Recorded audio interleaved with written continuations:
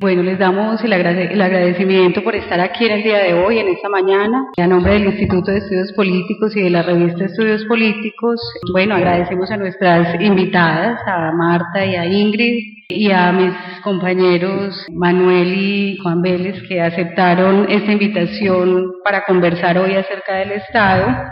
Le agradezco también a todos ustedes haber venido y haber dejado esa posibilidad que hoy nos dan las revistas de leer en solitario, de quedarnos viéndola en el computador o en las pantallas y aceptar esta invitación de compartir con los autores y con expertos en el tema en una interacción pues otra vez cara a cara, que es como también nos gusta. En este segundo programa de Revista Abierta continuamos en nuestro propósito de sacar la revista de los anaqueles de la biblioteca, incluso de las bases de datos o de los procesos de diagramación y de impresión a la que nos vemos abocados cada que hacemos un nuevo número. Y lo queremos sacar porque queremos ver de otra manera su materialidad, el uso de la revista, el uso de los artículos que allí se publican, y la riqueza, a partir de la riqueza de las palabras, a partir del discurso, en el debate y en la interacción cara a cara, sobre uno de los temas que ha sido, digamos, central en la revista, ha sido uno de los temas recurrentes en la revista y que en el número pasado, pues por supuesto, se la tomó nuevamente en su última edición, pero que también ha sido, el Estado también ha sido objeto de reflexión permanente en el Instituto de Estudios Políticos. El Estado entonces es nuestro tema de hoy, y para promover la reflexión tenemos unos invitados muy especiales que han dedicado buena parte de su trayectoria académica a pensar el Estado, a examinar el Estado desde diferentes aristas, y los dejo entonces con Juan, quien nos va a orientar esta discusión y a provocar la discusión y la conversación que hoy tenemos en este auditorio. Muchas gracias. Buenos días. Gracias a Daisy por esta presentación. En agosto de 1984, Peter Evans, Dietrich Reismeyer y Ted Skocpol firmaron el prefacio del libro Bringing the State Back In, que fue un texto que ahora es un texto clásico y que resultó crucial para volver a estudiar ese objeto de estudio que por entonces había desaparecido de los ámbitos académicos, de las aulas académicas, digamos que por la prevalencia de otro tipo de enfoques, de otro tipo de tradiciones epistemológicas que dejaron a un lado el Estado como objeto de estudio. Después de la publicación de ese texto vinieron la publicación de otros libros, de otros artículos, algunos relacionados con el texto de Evans, de Reismeyer y de Skocpol, y otros no tan relacionados o asociados con otros tipos de enfoques, pero que igualmente retomaron el estudio del Estado como objeto central, no solo de la ciencia política, sino también de la historia, de la sociología, de la antropología, para solo mencionar algunas disciplinas.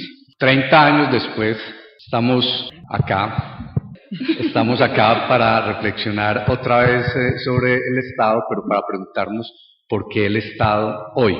Nos acompañan tres personas que, como mencionó Daisy, digamos que tienen una amplia trayectoria académica. Una de la parte de esa trayectoria se la han dedicado a los estudios relacionados directa o indirectamente con el Estado. Voy a presentar primero a las damas, a Ingrid Johanna Bolívar Ramírez. Ella es historiadora y politóloga de la Universidad de los Andes, es magíster en ciencia política de la misma institución y en la actualidad está realizando estudios de doctorado en historia en la Universidad de Wisconsin. Ella es profesora asistente del Departamento de Ciencia Política de la Universidad de los Andes y hace parte del Grupo de Investigación Violencia, Paz y Formación del Estado en Colombia. Tiene una gran cantidad de artículos, de capítulos de libro y de libros publicados, así es que solamente me voy a referir a algunos que están relacionados con el tema y me disculpa Ingrid si omito algunos. Sociedad y Estado, la configuración del monopolio de la violencia, escrito en 1999, El Estado comunitario, más administración y menos política, del 2003, Comprender la nación, identidad, interdependencia y violencia política, del 2004, La dicotomía Estado, sociedad civil y la producción del orden político, también de ese año, La construcción de la nación, debates disciplinares y dominación simbólica, del 2005, y en 2008 un texto sobre Charles Tilly publicado en el Anuario Colombiano de Historia Social y de la Cultura. Entre los libros publicados tiene uno con Fernán González y Teófilo Vázquez, que seguramente algunos de ustedes todos conocen, que se llama Violencia Política en Colombia, de la Nación Fragmentada a la Formación del Estado. En 2003 también publicó Violencia Política y Formación del Estado, un ensayo historiográfico sobre la dinámica regional de la violencia de los 50 en Colombia. En 2006 publicó Identidades Culturales y Formación del Estado en Colombia, Colonización, Naturaleza y Cultura. Como les digo, estoy haciendo una síntesis bastante apretada de una extensa hoja académica. También nos acompaña Marta Isabel Domínguez Mejía. Ella es licenciada en Sociología de la Universidad de Cambridge, es magíster en género por el London School of Economics and Political Science, es doctora en Ciencias Sociales con énfasis en Sociología por el Colegio de México, es profesora vinculada al Departamento de Sociología de la Universidad de Antioquia y en la actualidad es directora del Grupo de Investigación Historia Social de la misma universidad. Entre sus publicaciones también voy a mencionar algunas pocas. Voy a traducir una que publicó en 2011 en francés, espero no hacer una traducción inadecuada, del derecho al territorio de las comunidades negras, movilización social y formación del Estado en el Pacífico colombiano. Otro texto que está a punto de salir publicado que se llama Comunidades Negras Rurales de Antioquia, discursos de ancestralidad, titulación colectiva y procesos de aprendizaje, que será publicado en la revista Estudios Políticos. Tiene la tesis con la que se graduó, se llama Revolución Silenciosa o Estrategia de Control Estatal, mirando al Estado a partir de la titulación colectiva de tierras en el Pacífico colombiano 1993-2005, que está todavía inédita. Entre los capítulos del libro que tiene hay uno de 2011 que es la consolidación de un nuevo orden estatal en el Pacífico colombiano, titulación colectiva y nuevas identidades negras en Buenaventura, en una edición de un capítulo publicado en un texto que se denominó Transformaciones del Estado en los márgenes de Latinoamérica, Imaginarios, Alternativas, Aparatos Inacabados y Espacios Transnacionales, editado por el Colegio de México. Finalmente está el profesor Manuel Alberto Alonso Espinal, sociólogo de la Universidad de Antioquia, magíster en Ciencias Sociales de la Facultad Latinoamericana de Ciencias Sociales, sede México. Está en la actualidad realizando estudios de doctorado en Historia en la Universidad Nacional, sede Medellín, profesor del Instituto de Estudios Políticos de la Universidad de Antioquia e integrante del grupo Hegemonía, Guerras y Conflictos.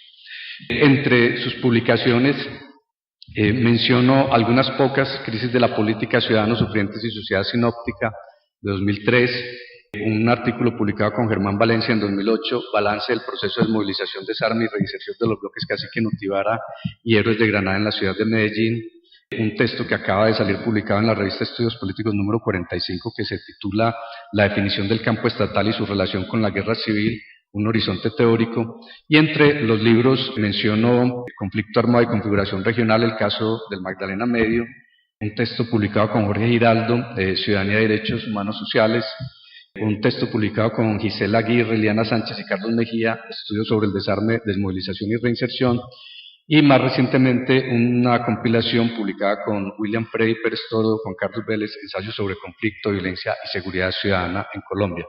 Bueno, me he extendido demasiado con esta presentación, pero creo que los autores la meritaban, o los expositores la meritaban. ¿Cuál es la dinámica de esta conversación? Yo traigo tres preguntas que le voy a hacer a cada uno de ellos. Ellos las van a responder en 10 minutos. Son 3 rondas, es una conversación informal, pero que busca mirar en general su aproximación al tema del Estado. La primera pregunta que sugiero para la conversación, y espero que la respondan en el orden en los que lo presenté, Ingrid, Marta y finalmente Manuel. La primera es, o se refiere como con, digamos que, cómo llegan a estudiar el tema del Estado, qué problemas disciplinares los llevaron a este objeto, cómo empiezan a estudiarlo, qué autores, qué libros fueron claves en este propósito. Y también me hago una pregunta final, y es que tanto incidió en este interés la influencia de profesores como Fernán González en el caso de Ingrid, de Álvaro Guzmán en el caso de Marta y de María Teresa Uribe en el caso de Manuel Alberto. Bueno, buenos días a todos y gracias por acompañarnos. A mí me gustan mucho este tipo de ejercicios porque yo aprendo mucho cuando escucho cuál es el correlato biográfico de una investigación. Uno usualmente lee los autores y lee las ideas de los autores, pero sabe poco de las contingencias que llevan a los autores a trabajar eso. Entonces yo dediqué varios años de mi vida a investigar sobre el Estado, pero nació de algo muy accidental. Mi tesis del pregrado en ciencia política era, cuando yo me estaba graduando de ciencia política en el 95, fui guardaparques voluntaria. Como guardaparques voluntaria en el Parque Tayrona, me empecé a encorretar con el tema ambiental. Quería aprender más de la ley. ¿Cuál era la ley del medio ambiente? No me olvidó. Bueno, había un gran interés por las relaciones entre Estado y sociedad civil en materia ambiental. Entonces, como soy guardaparques voluntaria, lo que quiero hacer es investigar, pero desde la ciencia política eso quería decir más o menos como decir cómo deberían ser las relaciones entre Estado y sociedad civil para que, a propósito de lo ambiental, se construyera un espacio público. Así arranco a interesarme por el Estado y la sociedad civil, el Estado y la sociedad civil. Pero uno de los lectores de mi tesis, que fue luego mi jefe, me mostró que el problema estaba mal planteado, que la pregunta no era cómo deberían ser las relaciones, sino cómo habían sido las relaciones en distintas regiones, en distintas temáticas, y me mostró como la efervescencia de la sociedad civil a propósito de lo ambiental. Entonces ahí, aunque mi tesis es sobre eso, hago las correcciones de la tesis y me ofrecen trabajo en un grupo que trabaja sobre violencia política, y cuyas preguntas son, ¿cuáles son las relaciones entre las formas en que se desarrolla la violencia política y el tipo de presencia del Estado en las distintas regiones? Entonces trabajo básicamente en un grupo interdisciplinario, en una ONG que se llama CINEP, y mis tareas como asistente de investigación y como politóloga son básicamente revisar distintas teorías del Estado y cómo en esas distintas teorías del Estado van a aparecer los fenómenos de violencia política, cómo son conceptualizados. Debo decir entonces que los autores que leíamos ahí eran básicamente pues Charles Tilly, mucho, los autores que nombró Juan Carlos al comienzo, Theda Skopol, Evans, pero también Sidney Tarrow, también leímos luego mucho Norbert Elias, y a partir de esos autores empezamos a transformar la pregunta, empezamos a mover la pregunta del lugar doctrinal, el Estado debe tener el monopolio de la violencia, a preguntarnos históricamente cómo se había construido el monopolio de la violencia. Yo quisiera, precisamente por la entrada que tiene Juan Carlos a la discusión y por el objetivo de nuestro encuentro hoy, quisiera recordarles que el estudio del Estado y el estudio de la política arrancó como un estudio doctrinal, no solo entre nosotros, sino históricamente. Norberto Bobbio, en su trabajo en el 85 sobre Estado, Gobierno y Sociedad, muestra eso. Y yo me demoré como 15 años entendiendo las implicaciones de eso. ¿Qué implica que uno construya un objeto de investigación a partir del estudio de las doctrinas? Entonces sabemos las doctrinas políticas de Platón, de Aristóteles. ¿Se acuerdan que uno estudia mucho eso? Las doctrinas políticas liberales, las doctrinas políticas comunitaristas, las doctrinas políticas, pero por estudiar las doctrinas políticas descuidamos o retrasamos el estudio de las prácticas políticas y de las relaciones políticas concretas que se construyen en los territorios. ¿Qué tanto incidió? Yo siento que que es muy bonito reconocer la contingencia en el desarrollo de mi trabajo. O sea, yo arranco trabajando sobre el Estado porque formo parte de un proyecto de investigación que tiene eso como tema.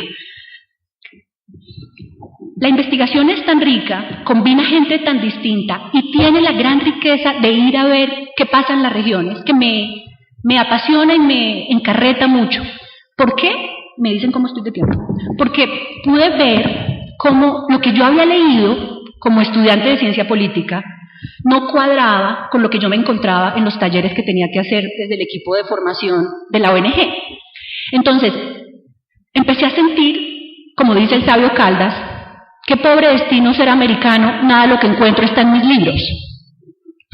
Mis libros me decían, el Estado debe hacer esto, el Estado debe tal cosa, los partidos deben, la sociedad civil debe, pero lo que yo encontraba en los talleres de formación que hacíamos en CINEP no era nada de eso.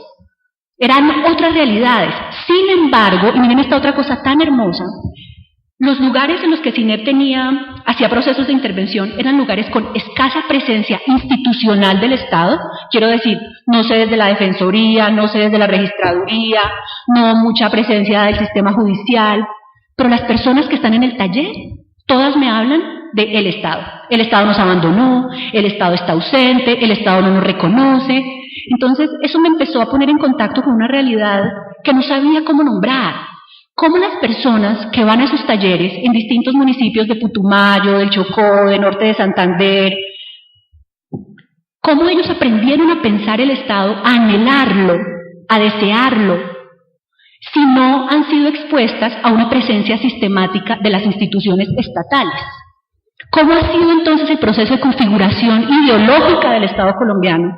¿Y por qué las personas aprenden a anhelarlo, a tener esos anhelos de estatalidad tan fuertes que le han llamado la atención a antropólogas políticas como Begoña Arechaga, por ejemplo, y que no es un trastorno de personalidad del pueblo colombiano, sino que es un fenómeno que requiere ser conceptualizado? ¿Listo? No, ¿Todavía? Ah, bueno. Entonces, ahí, de nuevo, el hecho de trabajar en una ONG y no solo en una universidad me fue dando una gran libertad disciplinar, porque como teníamos era que comprender un problema que la gente está viviendo en una zona, comprender por qué las FARC se mueve como se mueve en Caquetá y no se mueve de la misma manera en Putumayo, por decir algo. Entonces, eso nos dio una libertad disciplinar que me permitía leer cosas de filosofía política, leer cosas de sociología, conversar con los historiadores, aprender de antropología e ir configurando desde distintas disciplinas una manera de interrogar no el problema disciplinar, sino una realidad específica sobre la cual la ONG para la que yo trabajaba quería intervenir. Eso siento que es muy potente de mi experiencia académica y es muy potente de las realidades que nuestra sociedad ofrece. Nuestra sociedad ofrece unas posibilidades de conceptualización y de teorización que son muy potentes, pero como nosotros no hemos sido, o yo por lo menos no fui educada pensando que yo podía ser teórica, yo no pensé que yo podía competir, o mejor, ¿cómo lo pongo? Cuando yo me formé, cuando yo empecé a estudiar, yo deliraba leyendo a Foucault, leyendo a Elías, leyendo a Tarrow, como, oh, ilustres varones europeos muertos. Y sentía un gran placer cuando encontraba que algo de lo que ellos decían, yo lo podía ver. Por ejemplo, Tilly, Coerción, Capital y Estados Europeos. Tilly dice, lo que nosotros en cómoda mirada retrospectiva denominamos la formación del Estado, oigan eso, cómoda mirada retrospectiva denominamos la formación del Estado francés, incluía el envenenamiento de los líderes de las revueltas, la quema de las siembras de los enemigos políticos, el reclutamiento forzado de los jóvenes que eran la esperanza de los ancianos para la vejez. O sea, eso es la formación del Estado francés. Eso es lo que estamos viviendo aquí. O sea que estamos formando el Estado. ¡Yeah! Entonces, ese se volvió mi movimiento, como, ay, lo que dice Tilly pasó aquí. Lo que dice Elías pasó aquí. Y eso me hizo feliz muchos años. Me hizo feliz ir a las reuniones y explicarle a la gente, mire, esto que a usted le está pasando no es un problema porque usted sea malo, no es un problema porque usted sea negro, no es un problema porque usted sea coquero. No. Es que se está formando el Estado. En algún momento sentí que eso me colmaba como investigadora y como ciudadana me hacía algo bonito también, me hacía algo grato. Luego veremos que eso ya no pasó más y bueno. Pero a lo que voy es a que el modo que aprendí de ser científica social era alabar esos ilustres varones europeos muertos, intentar encontrar en mi realidad que lo que ellos decían así era. Mira, aquí está, lo que ellos dicen aquí está. Así hice ciencia social un tiempo y así creía que era el trabajo. Todavía tengo fotos de esos ilustres varones europeos muertos en mi casa, pero ahora sé que yo también puedo teorizar. Y que lo que pasa en Colombia no es solo realismo mágico, también es realismo mágico, pero hay muchas realidades políticas que están en mora de ser teorizadas, están en mora de ser conceptualizadas, están en mora de ser presentadas como una teoría de lo político, una teoría del Estado.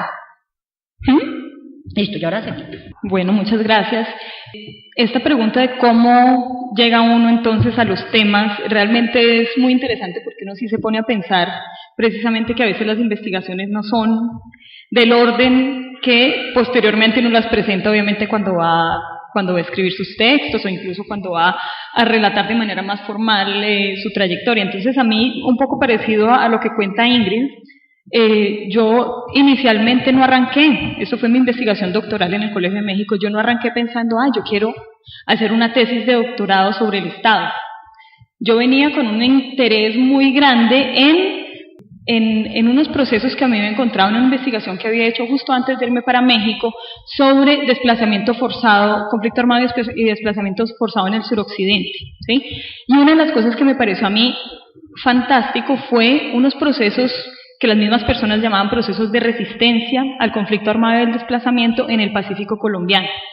O sea, las mismas personas lo nombraban así y había como un discurso muy fuerte sobre la ancestralidad, sobre los territorios ancestrales, sobre nosotros como los verdaderos dueños.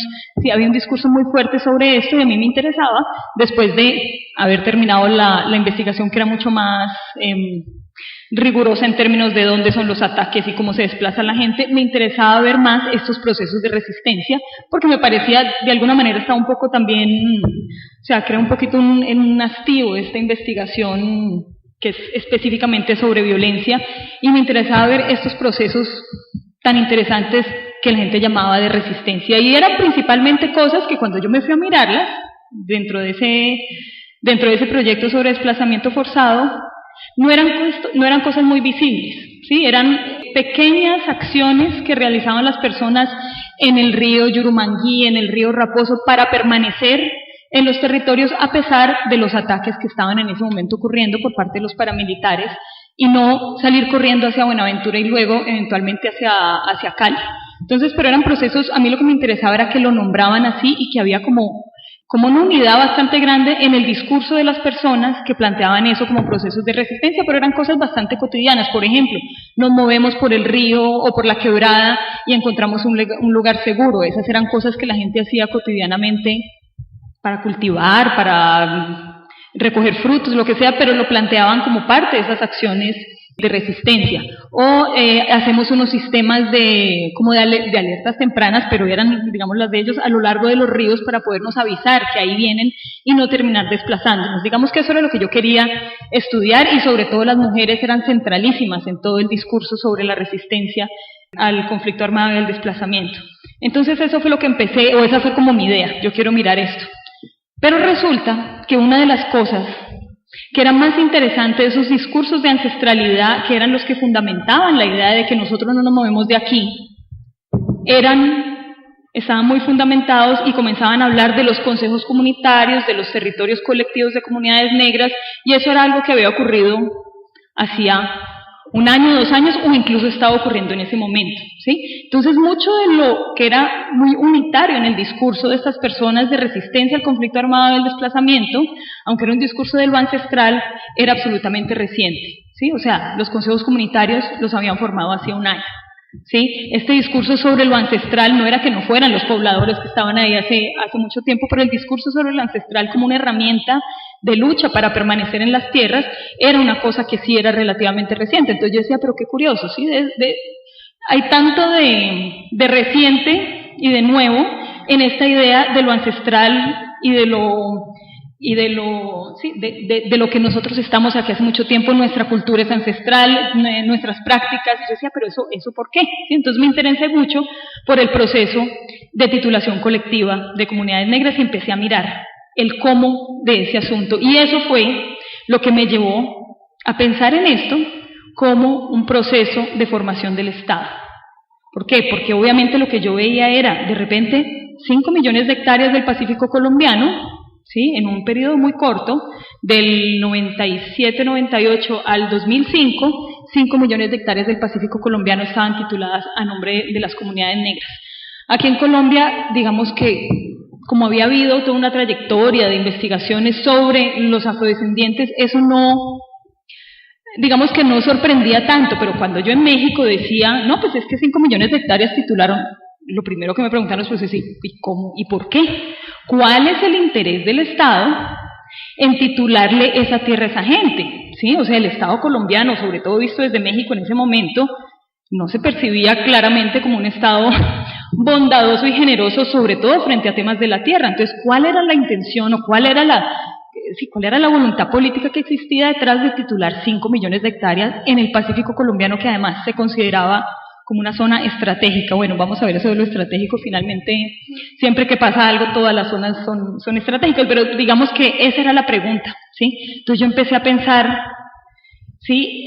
Lo primero que yo trataba de trabajar cuando estaba viendo lo de los movimientos de resistencia, pues es obviamente todos estos que trabajan en movimientos sociales, acción colectiva, resistencia, cuáles son los repertorios de acción, ¿sí? Pero a mí el Estado se me metía siempre en eso, o sea, yo no podía explicar cómo la gente planteaba lo de los consejos comunitarios, lo de los territorios colectivos, sin hablar de cómo ellos de alguna manera resignificaban unos discursos y unas políticas y unas leyes que no eran las ancestrales, sino que provenían del proceso de titulación de la Constitución del 91. Entonces, cómo esos actores locales de alguna manera incorporaban dentro de su lenguaje y de sus luchas cuestiones que provenían de leyes relativamente recientes. Entonces, eso por un lado. Entonces empecé a ver, bueno, ¿de dónde sale esto de consejos comunitarios? ¿Sí? ¿Cuál es como la trayectoria, el cómo de eso, quién decide y cómo deciden que esta es la manera de organizarse para poder titular colectivamente la tierra? Porque claramente antes de eso lo que había era juntas de acción comunal, otro tipo de cuestiones de otros procesos de formación del Estado previos, pero lo de los consejos comunitarios era relativamente nuevo. Entonces yo empezaba a ver cómo eso nuevo, ¿sí?, hacía parte de una incorporación dentro del lenguaje de las cuestiones de las políticas de titulación colectiva, pero al mismo tiempo también mirando el proceso de manera más global. La titulación de 5 millones de hectáreas, había que hacerle la pregunta que me hacía a mí la profesora constantemente y que me incomodaba. Bueno, ¿cuál es la conspiración detrás de esto? ¿Sí? ¿Por qué el Estado colombiano está interesado en titular 5 millones de hectáreas?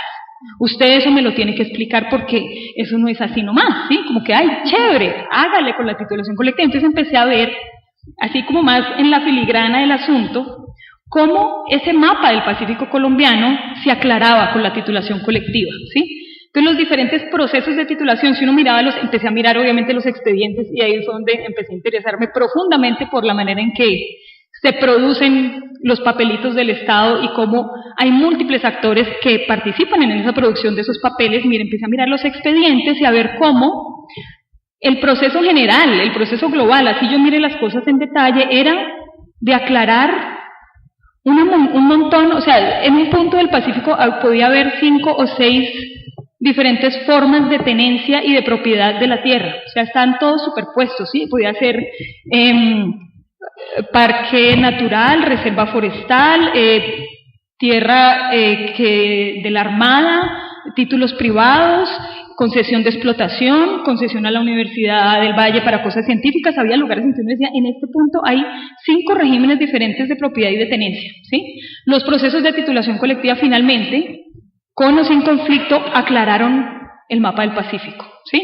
No quiere decir que no haya conflictos territoriales, pero en los ojos del Estado, y aquí para mí fue muy interesante el libro de Sing Like a State de James Scott, ¿sí? En los ojos del Estado había una manera de clarificar lo que había ahí, ¿sí? Y de alguna manera eso sí tenía que ver con definiciones, así sean más clásicas del Estado, de un monopolio o un intento de monopolizar la fuerza al interior de ese territorio, pero no es solo el territorio, sino también la población.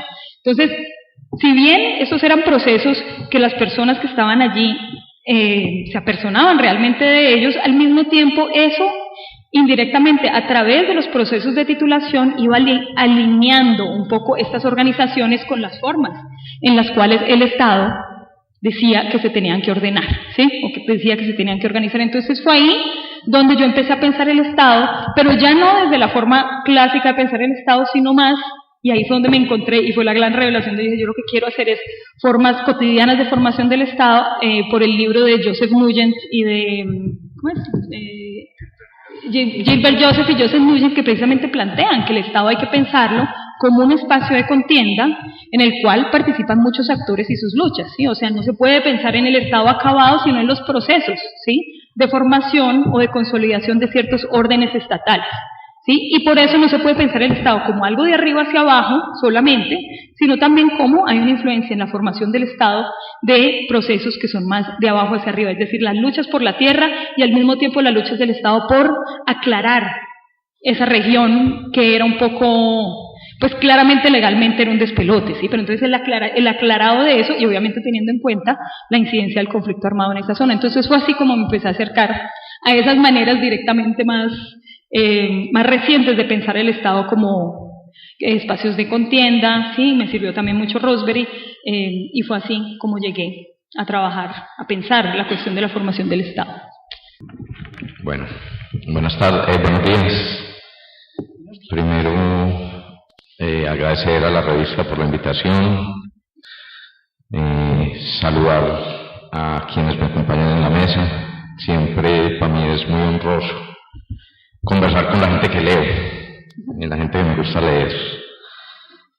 Cuando a mí me preguntan por en qué momento llegué a estudiar el Estado, a mí esa es una pregunta tan larga, o por lo menos tan antigua.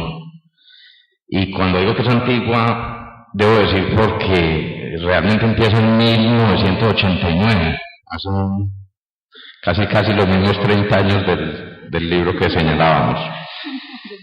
Y empieza no por una experiencia investigativa, empieza por estar matriculado en un programa de sociología donde la política y el Estado no eran objeto de estudio. Estoy estudiando sociología en la década de los 80, y aparece un seminario optativo de sociología política y una señora que fuma mucho, que escribe en hojas amarillas y empieza a hablarnos de puranzas de Gramsci y el Estado. Yo llegué a estudiar el Estado no porque el Estado me interesara. Yo creo que casi nunca el Estado me ha interesado, el Estado se me aparece sin que yo lo busque. De la mano del enamoramiento con las tesis, la forma de preguntar, las formas de trabajar de María Teresa Uribe. Y esa es mi entrada a pensar el Estado. Y a pensar el Estado a través de, fundamentalmente y sin mucho misterio, de libros que todavía, por lo menos uno de ellos sigue siendo muy importante para mí, que es de un autor, Pulanzas. Y pensar el Estado con una cosa que más o menos se definía con una idea muy simple: el Estado es un campo de luchas. Y lo que se está jugando ahí son luchas por la dominación. Termino el curso con María Teresa, no encuentro más a María Teresa durante un ratico, afortunadamente para mí, y me dedico a leer sobre esa cosa que María Teresa me explicó que era el Estado, y leo, como lo señala Ingrid, cosas muy clásicas, muy normativas. Entonces me voy a los clásicos de la política que dicen sobre el Estado, qué es eso del Estado y cómo es eso del Estado. Y estoy en eso, y estoy terminando sociología, y aparece mi primera experiencia investigativa. Experiencia investigativa que comienza en el 91 con un trabajo sobre historia de localidades en el Magdalena Medio. Y en ese trabajo sobre historia de localidades en el Magdalena Medio aparecen dos figuras que van a ser muy importantes: los ojos verdes de Amparo Murillo y su capacidad para el trabajo en campo, que los ojos impresionaban mucho, pero también su destreza para trabajar en el campo, y mi llegada como auxiliar de investigación a un proyecto del Instituto de Estudios Políticos. Y allí me encuentro fundamentalmente con el rigor teórico de William Restrepo y la exigencia de lo teórico. Amparo Murillo se lleva al muchachito que todavía no ha terminado sociología para el Magdalena Medio, y a asombro empezamos a ver y a poner sobre el terreno eso que habíamos leído sobre el Estado, y empezamos a ver una cosa que resultaba muy extraña, que en ese momento no se denominaba así, pero me asombraba mucho, y era las configuraciones locales del Estado. Y empezaba a ver una cosa que todavía me goza mucho en el instituto porque está en mi tesis de pregrado, y es esa diferencia entre lo que era el Estado, lo que me habían dicho que era el Estado, una parte de la sociedad que me resultaba profundamente institucionalizada, y una parte que denominaba lo social. Todavía insisto que me gozan mucho por esa cosa, por ese asombro. que era un mundo vasto y poco institucionalizado que rebasaba cualquier intento de dominación. En ese momento yo lo suponía así, y control. Y entonces empezaba a jugar con la idea de la existencia del Estado, la sociedad, lo social, y intentaba describir esos procesos de configuración del Estado. Me voy a hacer la maestría, el Estado se pierde, la reflexión sobre el Estado se pierde, me voy a hacer una maestría en ciencias sociales, a trabajar otras cosas que me tienen que ver con el Estado, y cuando regreso, por mala suerte, el primer trabajo de investigación que llega al instituto en el cual me piden que participe es un trabajo, estoy hablando del 97, sobre regiones, configuraciones políticas de 5 regiones con presencia del conflicto armado en Colombia. Entonces allí me pasan 2 cosas muy importantes, vuelvo a lo regional, vuelvo a investigar, termino investigando otra vez procesos de configuración del Estado, me encuentro en ese momento con Juan Vélez, que era el compañero de esa investigación, y empieza a aparecer en esto de la configuración local del Estado un tema que me ha obsesionado mucho tiempo, hasta que Juan Vélez me muestra más o menos la inutilidad del tema, y es el tema del conflicto armado y la configuración del Estado a nivel local. Aparece la guerra, aparece la perspectiva histórica en el análisis del Estado, aparece en un diálogo muy interesante con Siné, con lo que Siné venía haciendo.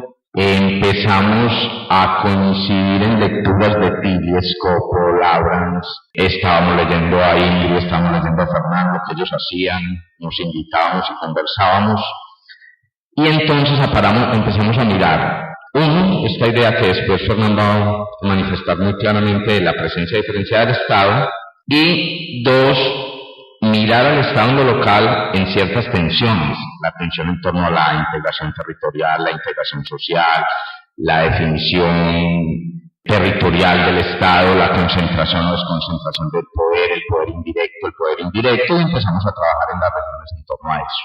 Nuevamente vienen las dispersiones, viene mi indisciplina, me voy a estudiar una maestría en un doctorado en historia, me voy de comisión, abandono el Estado y retorno, y mi retorno coincide con 2 asuntos muy importantes. La comunicación con Juan Vélez de nuevo, que acaba de llegar de hacer su doctorado, y el alimento que significa las lecturas que Juan Vélez me empieza a pasar sobre el Estado y otra vez me empieza a meter en ese cuento, con el tema de la resistencia, las formas cotidianas, los procesos, los rituales, las prácticas a través de las cuales se materializa el Estado, y cierra esa larga llegada del Estado a mí, yo buscando al Estado, con una propuesta para hacer unos mapas de actores en 5 regiones colombianas que tenían como rasgo fundamental ser zonas donde se implementaba o se intentaba implementar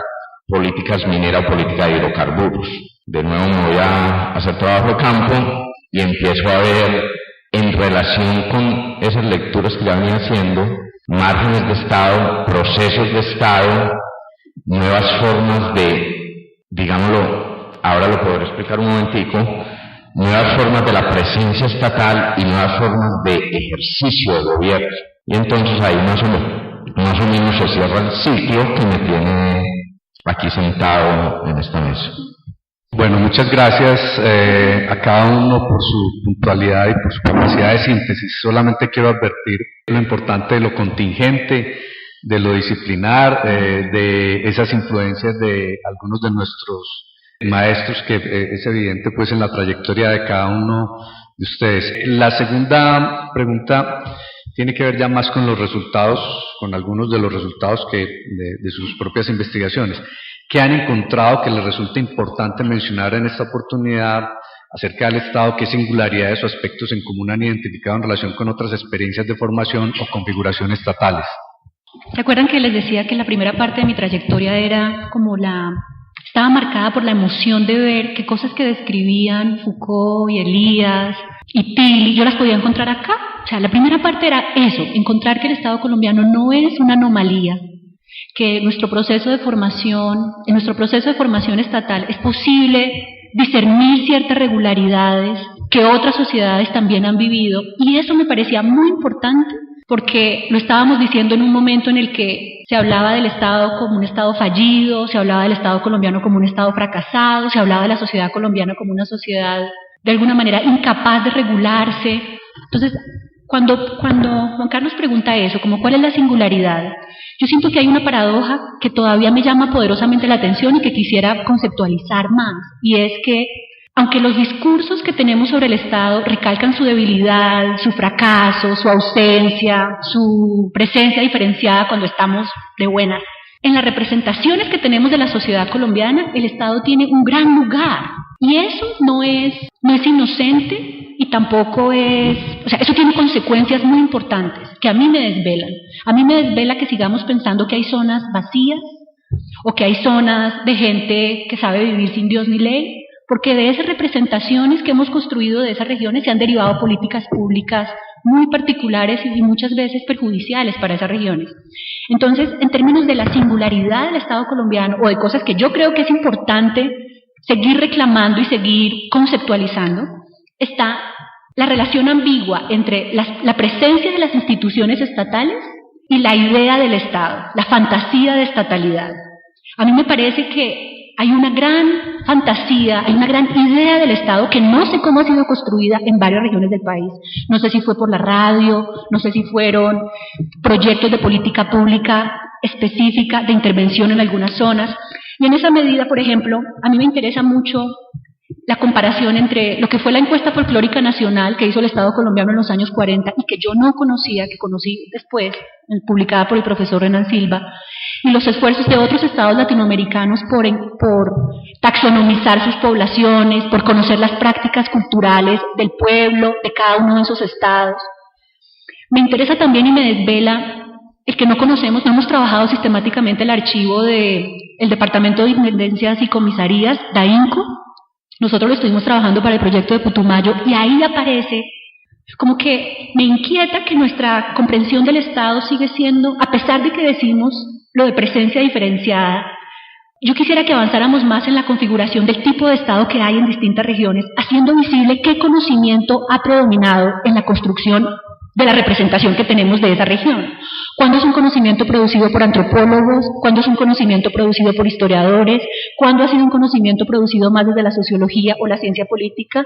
¿Y eso qué efectos ha tenido en el tipo de política pública que tenemos para esas regiones?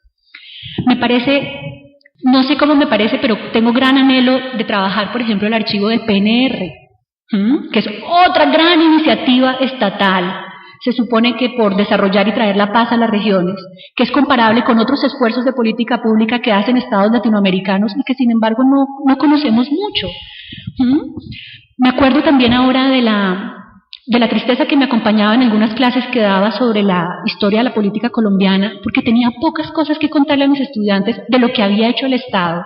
Pero eso era un problema mío, no un problema del Estado, porque el Estado colombiano ha hecho diferentes esfuerzos. Piensen, por ejemplo, en las geografías de la Contraloría de los años 30.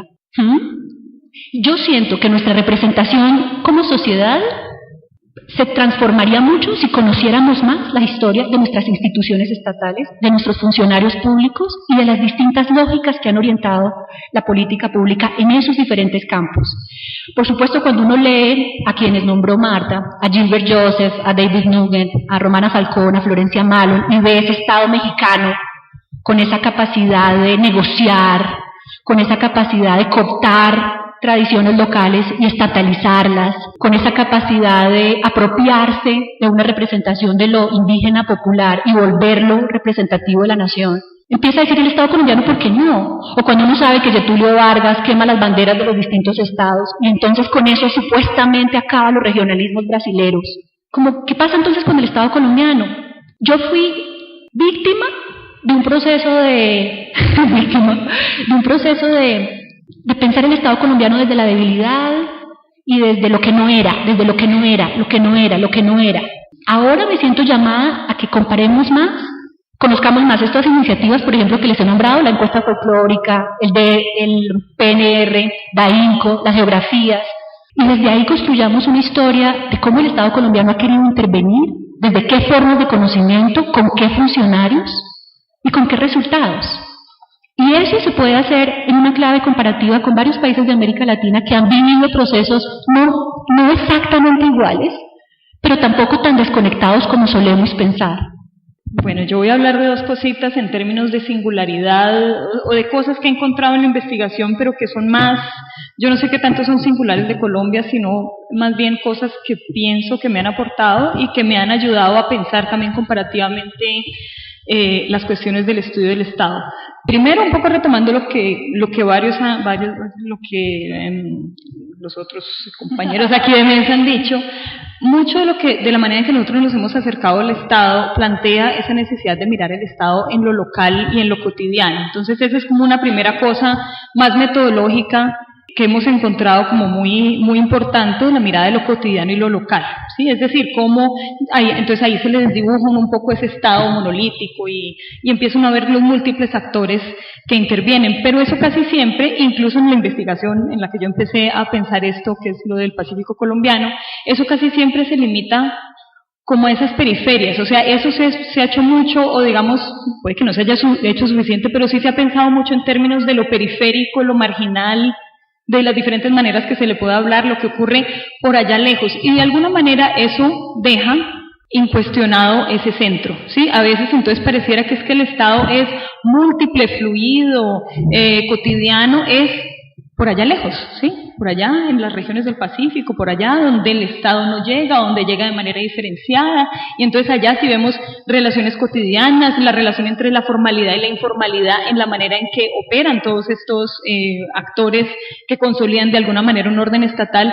Y una de las cosas que yo he visto, o que me parece como una cosa interesante y tiene mucho que ver con lo que Ingrid acaba de decir, es que nosotros debemos voltear esa mirada nuevamente hacia ese centro, pero manteniendo esa idea de lo cotidiano y de la relación entre lo formal y lo informal y de los múltiples actores que también en el centro operan en procesos de formación del Estado, ¿sí? Entonces, no sé si sea una singularidad, no es una singularidad de Colombia, más bien una cosa que he encontrado y que me ayuda metodológicamente a plantearme nuevas investigaciones. Y por ejemplo, claro, ahora planteando otra vez lo de la trayectoria, ahorita estamos en el grupo de investigación con una investigación que se llama Tecnologías del Orden en Medellín, y es precisamente el interés de mirar esa cotidianidad de la manera en que se forman formas de clasificación de las personas, formas de clasificación de qué es lo peligroso en Medellín, ¿sí? Entonces estamos mirando, por ejemplo, como tres temas, lo de la explosión demográfica y el miedo en los 60s a que era demasiada gente y entonces hay que hacer métodos de control de la población. ¿Cuáles son los diferentes discursos que se hacen allí? Pero pensado más en términos de tecnologías del orden, es decir, cómo empiezan a aparecer encuestas, sondeos, censos, para poder de alguna manera ver esa población y tratar de plantear cuáles son las formas de control. Pero ahí incluso cuando uno mira eso, ya mirando más hacia el centro, bueno, no es el centro del Estado, pero por lo menos más hacia la cuestión urbana y las políticas, sí es muy importante mantener esa misma tensión metodológica de plantear lo cotidiano, ¿sí? Lo cotidiano del Estado, porque ahí empieza uno a ver cómo inciden diferentes saberes, ¿sí? Inciden diferentes funcionarios con diferentes intereses, incide la iglesia, incide los académicos, los médicos, un montón de personas que hacen parte de, así sea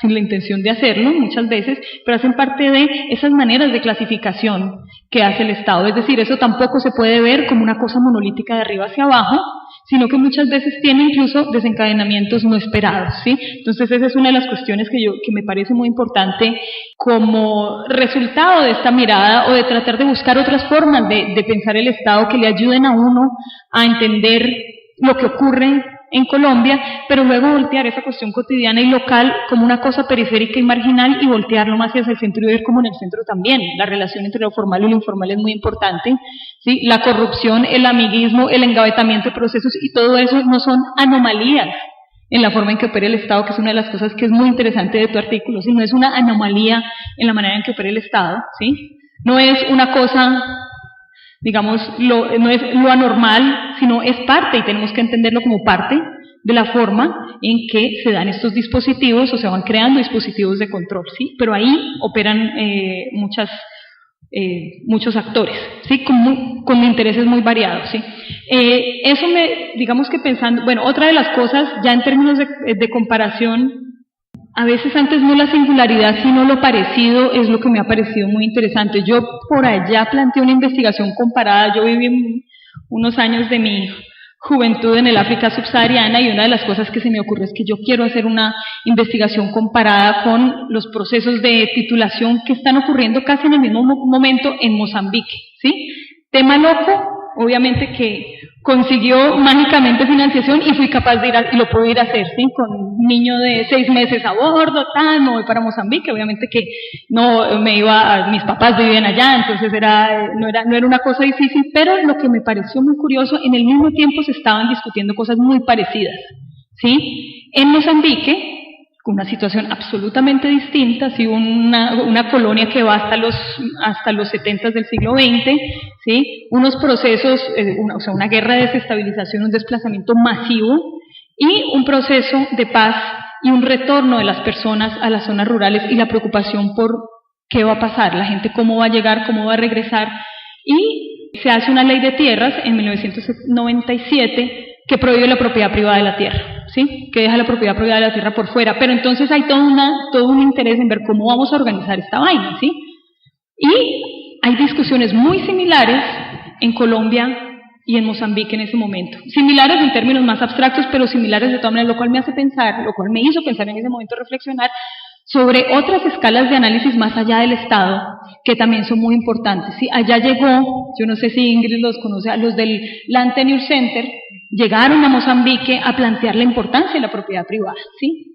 Pero era un interés de políticas mucho más internacionales, la importancia de la propiedad privada, y a ellos se les cambia la torta cuando llegan allá, y es muy curioso, y empiezan más bien a apoyar la idea de las formas tradicionales de tenencia de la tierra y la importancia de apoyar eso en la política de tierras en Mozambique. Entonces yo digo, mire qué discurso tan parecido, ¿sí? La idea de lo tradicional, la idea de lo ancestral, como una manera de ordenar un territorio, ¿sí? Pero es una cosa supremamente contemporánea, es decir, no las formas de ordenamiento tradicional de la tierra, pero la idea de que eso es lo que debe primar, ¿sí? En las formas de control territorial. ¿Cómo va a ser entonces el escalonamiento desde el jefe tradicional de Mañiza para que él tenga el contacto con los otros regionales y luego con el ministro? O sea, ¿cómo va a ser esa cosa? Pero siempre, de alguna manera, delegando las formas de organización más local, ¿sí? A unos jefes locales que de alguna manera tenían una legitimidad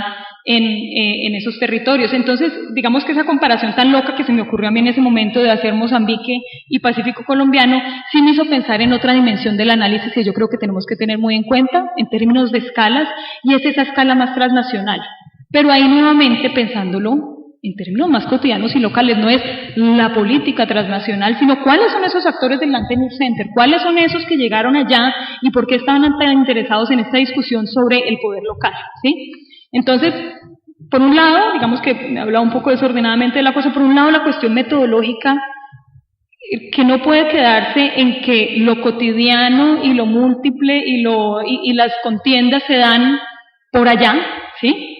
También se dan en el centro, pero también hay que mirarlas con ese mismo ojo de la cotidianidad de los múltiples actores que intervienen, pero también como, digamos, los estados también hay otras escalas de análisis que interfieren y que intervienen en la manera en que incluso se piensa ese estado en lo local, ¿sí?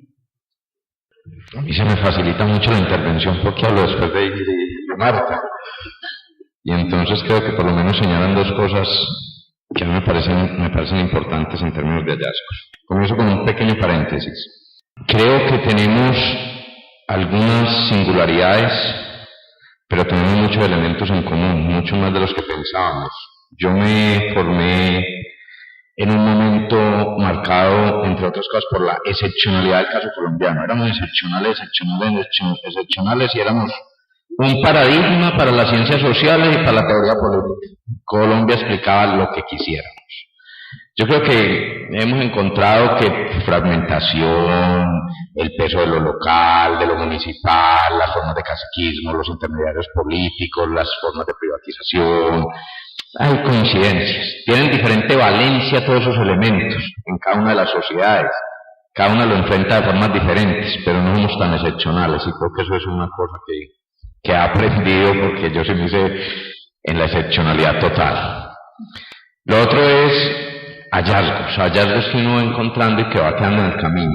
Yo coincido con un punto que señala Ingrid. En Colombia la idea del Estado es muy fuerte. No es poca cosa, reclamamos la presencia del Estado, nos quedamos por la ausencia del Estado, exigimos que el Estado controle, legalice, despenalice, reclamamos sobre los excesos del Estado, pedimos el retiro del Estado, el Estado. Esa idea es muy fuerte, creo yo. Y esa idea fuerte del Estado, yo creo que no la hemos considerado seriamente en las investigaciones, las representaciones del Estado, y cómo nos representamos el Estado. El camino hacia la representación del Estado pasa necesariamente por estudiar prácticas, rituales, procesos, procedimientos, pero hay que tomarnos mucho más en serio la idea del Estado como objeto de indagación. Y en eso yo creo que uno de los hallazgos porque hemos hecho poco en eso, es que no hemos prestado mucha atención a los burócratas y a los burócratas callejeros, y la forma como ellos materializan, sintetizan, ponen a jugar esa idea del Estado. Entonces, en eso coincido con Ingrid.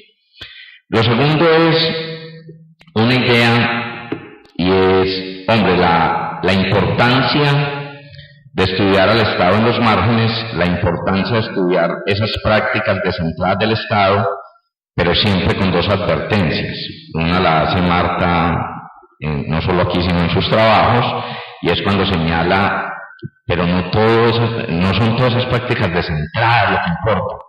En el trasfondo también hay procesos de centralización, y hay que repensar muy bien cuando hablamos de los márgenes del Estado, de qué estamos hablando, cuando separamos centros, periferias, legal, ilegal, público, privado. Yo creo que Marta hace en su trabajo una advertencia que a mí me parece maravillosa. Y es una metáfora, es la metáfora de Mauricio García Villegas cuando, y esto me lo recordó William Pérez, un compañero del instituto, cuando dice, es como si la lámpara estuviera prendida y lo que vamos encontrando como periferias estatales y márgenes del Estado es a donde la luz ya no llega. No, allá donde llega la luz hay carpetas, y si uno levanta la carpeta hay corrupción, y si uno levanta la carpeta hay formas de negociación entre lo legal y lo ilegal, cruzamiento entre lo público y lo privado. Los márgenes del Estado, esto porque nosotros además caemos en la trampa, vamos a buscar márgenes del Estado, y vamos a buscar periferias del Estado, pues vamos para territorios periféricos y marginales, donde nos pudo la idea de la ausencia del Estado, la debilidad del Estado. No, yo en estos días, a raíz de la invitación que tanto me preocupó, me preguntaba, bueno, yo vivo en una zona donde se presupondría que el Estado, pues la ausencia del Estado, la debilidad del Estado, no tiene mucho sentido plantearla. Hay una unidad cerrada, donde hay un vigilante cada 20 metros, porque hay una unidad cerrada cada 20 metros, y ahí no hay periferias del Estado, ahí no hay legibilidad del Estado, ahí el Estado no se vuelve más o menos legible. Yo creo que eso es otro de los hallazgos que hay que colocar. Y colocarlo porque en todo caso, yo en esto sí soy muy clásico y soy muy apegado a mi primera maestra, que fue María Teresa. Hay unos asuntos que definen al Estado, los intentos de monopolización, de concentración, de centralización de poder, y en esto de mirar los márgenes y lo descentrado, ese horizonte no puede perder. Y también Marta hace una advertencia sobre eso. No, hay dispositivos de poder que vienen desde el centro, políticas que vienen desde el centro y condicionan esto. Y aquí dos observaciones finales en relación a la pregunta. La primera es, el gran hallazgo, creo que hemos hecho, es mirar las configuraciones locales y regionales del Estado. Es un hallazgo grandísimo, nos ha permitido decir muchas cosas. Pero hemos centrado mucho la pregunta en qué hace el Estado con las regiones, qué pasa cuando el Estado llega con sus políticas a las regiones y qué pasa con todo esto. Y hemos descuidado la otra pregunta, ¿qué hacen las regiones con el Estado? ¿Qué hacen las configuraciones locales, las luchas locales por el poder, los actores locales, con esas políticas diseñadas desde el centro? Y ahí empezamos a avanzar, pero todavía no es suficiente nuestro avance. El Estado, eso que llamamos el Estado, tiene las huellas de la historia de lo local, las huellas de lo local, y esas huellas tenemos que empezar a rastrear para entender qué hace lo local con el Estado. Y finalmente, también una conversación de esta semana con William Pérez, el compañero de trabajo que acaba de mencionar, es que en esto de la idea del Estado y en esto de pensar al Estado, un pésimo punto de partida para estudiar el Estado es la deseabilidad del Estado. Es decir, tenemos la idea, por eso Ingrid lo señalaba, del Estado débil, del Estado ausente, y empezamos a estudiar al Estado y a buscar el Estado en lo local, en lo regional, pensando en que el Estado en el deseo del Estado, en que la necesidad de que el Estado esté. Yo creo que entrar por las prácticas, por las configuraciones locales, por los rituales, por los procesos, por los procedimientos, nos permite matizar la idea de la deseabilidad del Estado y empezar a pensar en una cosa importante: no siempre la presencia del Estado es deseable, y no siempre la ausencia del Estado es deseable. Habrá que pensar en contextos específicos, actores específicos, luchas específicas, dispositivos específicos, para empezar a entender eso que llamamos Estado, desearlo en unos casos y repudiarlo en otros.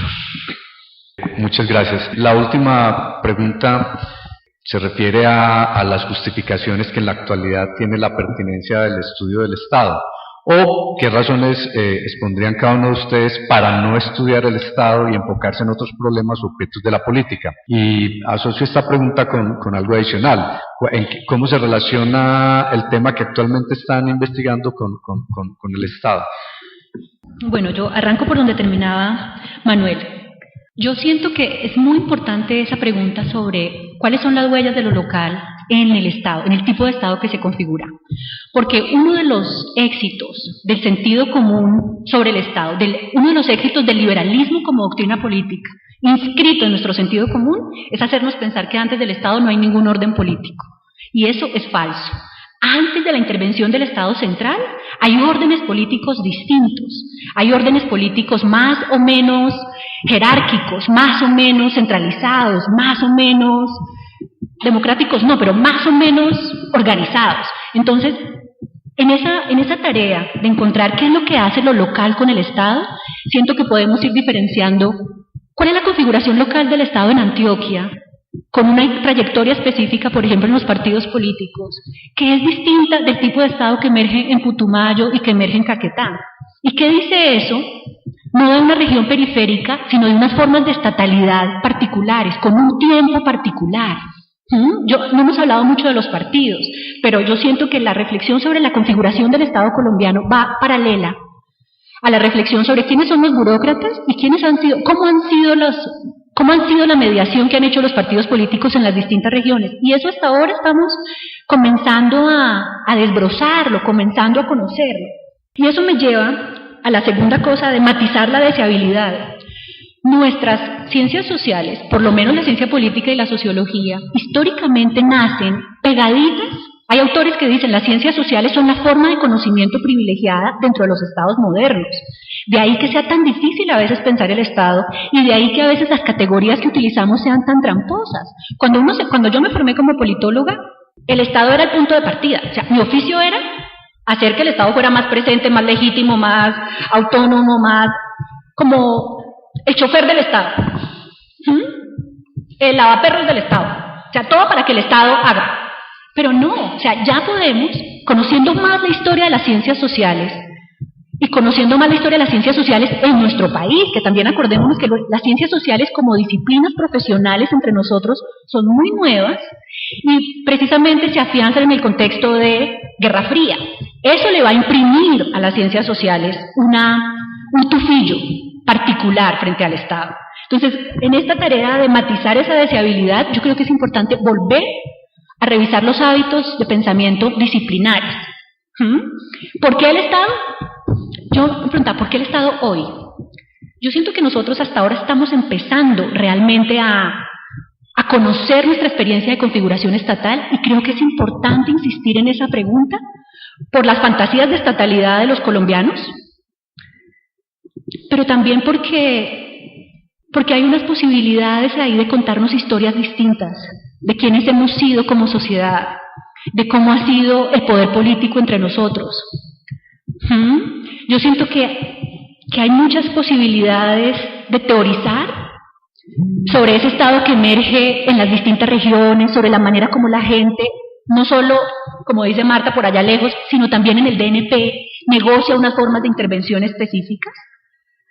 Y para mí es un sueño que eso quede formulado como teoría y no como realismo mágico.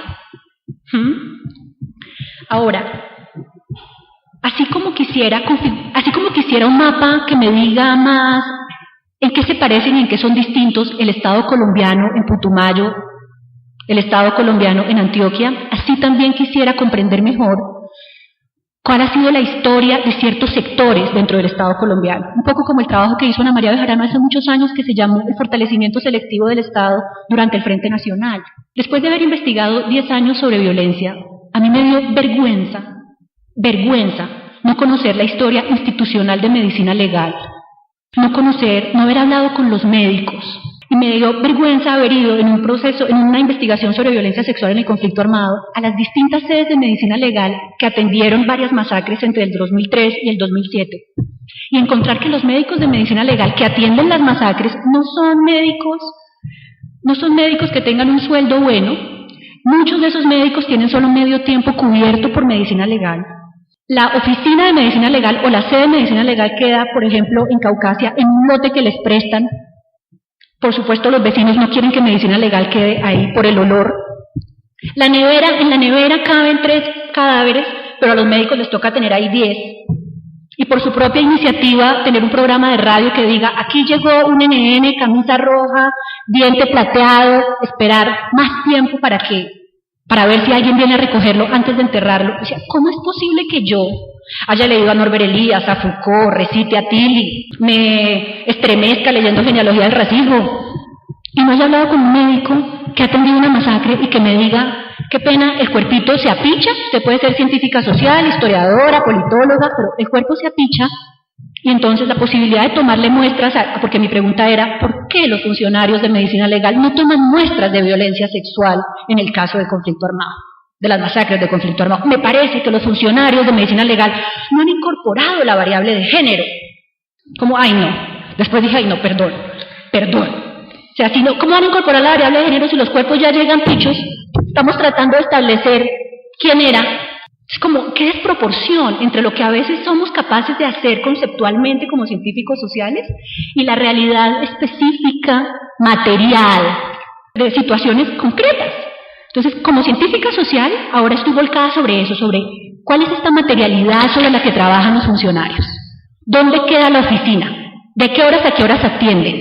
Y eso siento que nos ayuda a ser como también más proporcionados y más claros sobre lo que tenemos como sociedad y lo que no. Entonces quiero un mapa que me diga cómo ha sido la intervención del Estado en materia de medicina legal, en materia educativa, en materia deportiva. Y entonces ahí conecto con la última parte de la pregunta de Juan Carlos.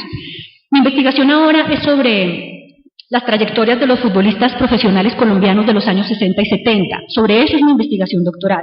El Estado aparece muy poco en las historias, porque de hecho Coldeportes solo existe desde el 68, y aunque gran parte de los jugadores con los que he conversado son Selección Colombia, la Selección Colombia, como la Federación Nacional de Cafeteros, tiene una historia con el Estado rarísima. Hay unas funciones públicas que asumen personas privadas. Entonces es bien interesante ver en cuáles sectores de la vida social al Estado le ha interesado intervenir y en qué sectores no, qué sectores delega a quiénes y qué mapa emerge de eso. Porque, termino con eso, a mí me gusta mucho el título ese de Colombia, una nación a pesar de sí misma. Hay algo que yo no sé, que sé que no es realismo mágico y que quisiera poder devolver con mi trabajo, y es mi experiencia en CINEP como investigadora, mi experiencia ahora con los jugadores, me ha mostrado que hay mucha más nación e idea de estatalidad de lo que las categorías me dejan reconocer como tal legítimamente. No quiero mandar a folclore y a realismo mágico la alegría de los colombianos. Venía en el taxi escuchando a Rodolfo Aicardi, y el taxista y yo veníamos felices hablando de Rodolfo Aicardi y de esas canciones tan lindas, y los dos pensando en lo chévere que es bañarse en los charcos, y él contándome de una cascada en Porce. O sea, estas historias también forman parte de la historia del Estado-Nación colombiano. Y ese lazo, no hemos hablado del Estado-Nación, pero ese lazo entre Estado y Nación, pensando en los años 70, pensando en la muerte de Joe Arroyo, pensando en la muerte de Diomedes Díaz, pensando en la muerte de Jairo Varela, pensando en la muerte de esas personas que también construyeron tanto la nación colombiana, esa historia no la podemos contar si no tenemos más claro la historia del Estado colombiano. Bueno, pues en términos de ya les hablé un poquito de la investigación en la que yo estoy ahorita, que es más sobre Medellín en los 60, pero digamos que el interés sí va por el mismo lado que implica una pertinencia para el estudio del Estado. O sea, estamos mirando como 3 estudios de caso de ejemplos en los cuales podemos ver más la minucia de procesos de formación del Estado, de preocupaciones que surgen. Bueno, una ya les hablé un poco, que es la cuestión de la explosión demográfica y las políticas de planificación, ¿sí? La otra es preocupaciones y tecnologías que se van creando para el control del espacio, ¿sí? Sobre todo erradicación de tugurios y todo esto, pero lo que nos interesa es la manera en que se va tecnologizando esa cuestión y van apareciendo múltiples actores, ¿sí? Por ejemplo, las trabajadoras sociales en los barrios de Medellín y cómo empiezan a hacer encuestas y eso cómo va ordenando, ¿sí? Que nunca lo ordena, pero haciendo esos intereses de ordenar a estas personas y estos espacios, pero al mismo tiempo cómo estas personas retoman y resignifican muchas de esas categorías que supuestamente provienen del Estado. Y el tercer punto es, de la investigación que estoy haciendo ahorita, es más como control sobre las ideas, lo planteamos así. Inicialmente queríamos trabajar sobre el control sobre ideas peligrosas, sí, que el comunismo y toda esta cuestión, y la persecución de los profesores universitarios, pero eso se nos ha modificado un poco y estamos mirando ciertos ejemplos que son muy interesantes, como el surgimiento del pueblito paisa, ¿sí? El surgimiento del alumbrado en Medellín, el surgimiento de las políticas de fomento al turismo, porque ahí se ve un discurso sobre la antioqueñidad, ¿sí? Y eso qué significa y cómo eso se va construyendo con unas intenciones muy particulares en un momento en el cual sí hay esa sensación de que, ¿sí?, el Estado local no tiene la capacidad de controlar esta ciudad que se ha crecido de manera tan desbordada. Entonces estamos viendo estas 3 cosas. Entonces en términos de la pertinencia de continuar estudiando el Estado, yo sí pienso que tenemos un lugar privilegiado en América Latina, en nuestras ciudades, para precisamente cuestionar, pero al nivel más teórico, las construcciones del Estado. O sea, no plantearlo un poco como lo que dice Ingrid, como el caso latinoamericano como el caso fallido, el caso latinoamericano como la excepcionalidad de las cosas porque es que el despelote y etcétera, ¿no? Sino precisamente plantear cuestionamientos a estas maneras de pensar el Estado, ¿sí? Y plantear nuevas metodologías que yo sí creo, metodologías y luego propuestas teóricas que aportan a unas formas mucho más relacionales de pensar teóricamente, relacionales en términos que hemos mencionado muchas dicotomías a veces cuando planteamos lo del Estado, ¿sí? El orden y el desorden, el Estado y la sociedad, ¿sí? Como dicotomías que se pueden explicar casi que, entonces uno se ubica o acá, ¿sí? Que era un poco lo que me pasaba a mí inicialmente cuando empecé con mi trabajo con las formas de resistencia al conflicto armado del desplazamiento. Lo que yo encontraba para tratar de entender eso teóricamente eran o investigaciones sobre los movimientos sociales y estos qué era lo que hacían y entonces cómo lo hacían, qué recursos manejaban, ¿sí? O teorías sobre el Estado como una cuestión como muy monolítica, ¿sí? Mucho de lo que estamos hablando ahora, yo pienso que sí hay una pertinencia muy grande en aportes teóricos de maneras más relacionales de pensar estas dicotomías que son tan centrales en las ciencias sociales, tan heredadas como el siglo XIX, de esa idea de lo estático y el movimiento, y yo sí pienso que ahí hay una riqueza muy grande para pensar el Estado, pero precisamente sin el miedo de entrar en las discusiones teóricas y aportar allí, no solo plantear, sí, estos grandes señores dicen todas estas cosas y aquí no pasa, no, esos grandes señores dicen todas estas cosas, ¿qué es lo que realmente pasa? Y volteémosle la pelota a la discusión más teórica y conceptual sobre el Estado. Yo creo que ahí sí hay una pertinencia muy grande. Igualmente, eso plantea la importancia de pensar, como lo dice Philip Abrams, ¿sí? Aunque digamos es muy sugerente el texto de Philip Abrams, la necesidad de pensar más, o sea, menos el Estado en su materialidad, aunque yo pienso que es una materialidad distinta la que hay que pensar, y más el efecto Estado y la idea de Estado, ¿sí? Cuando ustedes hablan de eso, yo me acuerdo mucho de cosas que le ocurren en el trabajo de campo, y yo en un momento dado empecé a coleccionar, tanto aquí como en Mozambique, teorías conspirativas de la gente sobre el Estado. Y me parecen fabulosas, ¿sí? Pero yo nunca sé muy bien qué hacer con eso, pero es exactamente lo que está hablando Ingrid. O sea, yo me acuerdo en el África había una cosa en ese momento, en el África subsahariana, sobre o sea, toda la bulla del SIDA. El SIDA no existe. Eso es una conspiración del Estado y de para acabar, ¿sí?, con la población, para acabar con para controlar la fuerza y la reproducción de los pueblos del África subsahariana, ¿sí? Pero entonces, ¿cómo entendemos este tipo de cosas? Pero era el poder, o sea, a mí lo que me parece muy interesante es la idea, ¿sí? Si bien siempre estamos diciendo, bueno, el Estado no es monolítico, no tiene ese poder titiritero de arriba hacia abajo, pero la gente sí tiene ciertos imaginarios que se expresan en este tipo de conspiraciones de que el Estado efectivamente sí es un animal enorme, ¿sí? El Leviatán. También me pasaba en el Pacífico cuando la gente decía el fenómeno del niño lo creó el Estado para fregarnos, ¿sí? O la malaria nos la mandó el Estado, ¿sí? Y claro, es muy divertido, pero al mismo tiempo, pensándolo más seriamente, son metáforas acerca del poder omnipotente del Estado, ¿sí? Entonces, ¿cómo nosotros también, en vez de decirlo simplemente exactamente como un realismo mágico, ay, tan curiosa la gente, las cosas con las que sale, ¿cómo pensamos nosotros más seriamente estas cosas?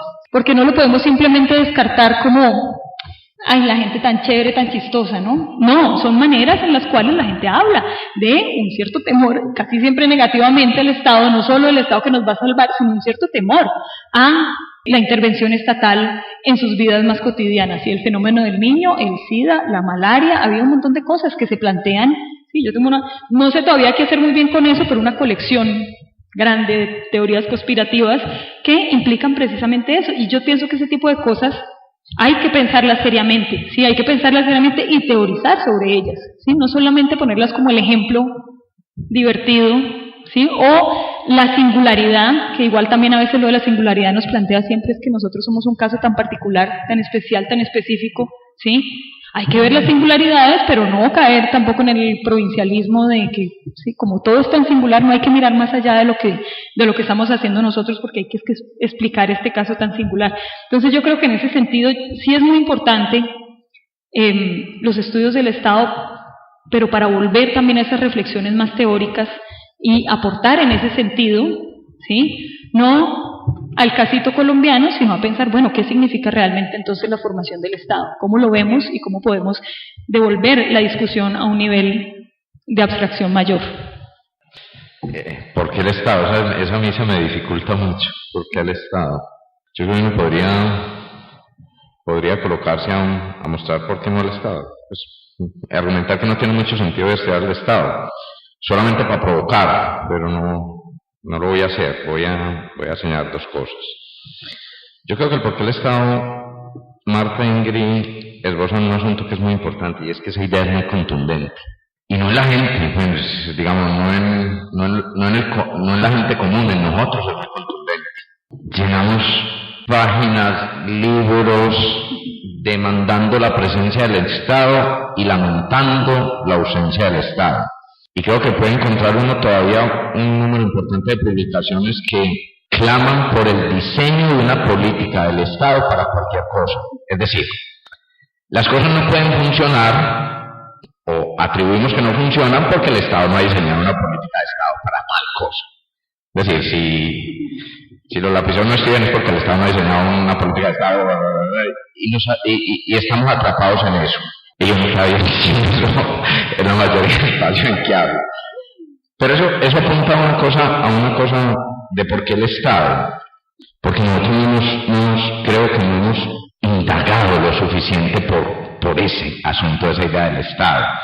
Y es un buen momento para hacerlo, porque ya nos hemos despojado, como dijo Ingrid, de las grandes mantras para estudiar el Estado, de las grandes teorías.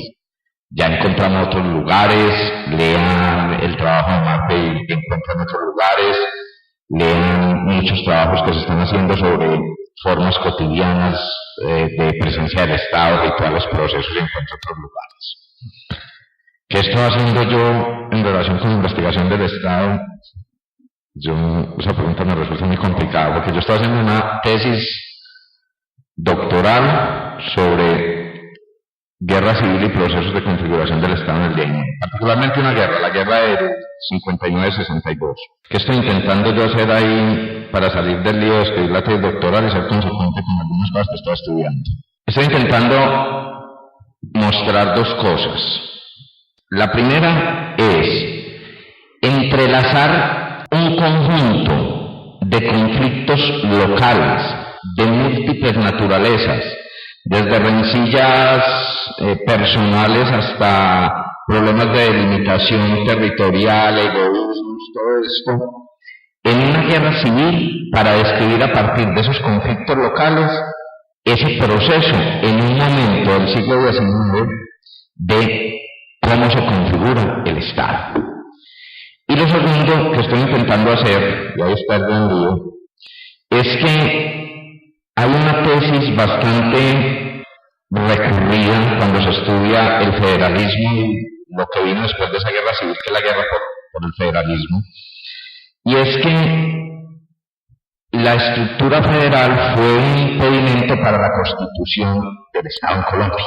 Es decir, que gran parte de nuestra presencia en un Estado de hoy no centralizado se encuentra en el predominio de formas de poder indirecto, el peso de lo local, municipal. Entonces, lo que estoy intentando mostrar allí, eso es una bobería para tener, me tengo que graduar, es que un elemento central de esa configuración local del Estado, del peso del poder indirecto, fue que contrarrestó el poder militar. Y fue un elemento central en la construcción de una ruta civilista, aunque fuera federalista, no concentradora, del Estado en Colombia. Lo otro, y esto para terminar la otra ruta, es la que se abre después del trabajo que hicimos el año pasado sobre hidrocarburos, industria minera y regiones donde trabaja el Estado. Y allí hay una cosa que después encuentro leyendo el texto de Marta, que me parece que abre un campo de investigación sobre el Estado muy importante.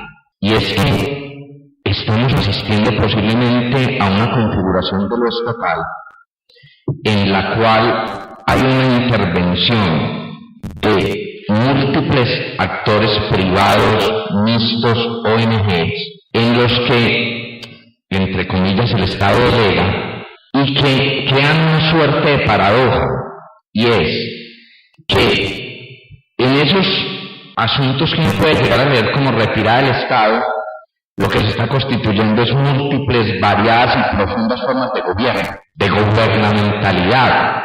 Lo que quiero decir es, tenemos una idea de la intervención, la privatización, la intervención de actores privados representan el retiro del Estado, el Estado fallido.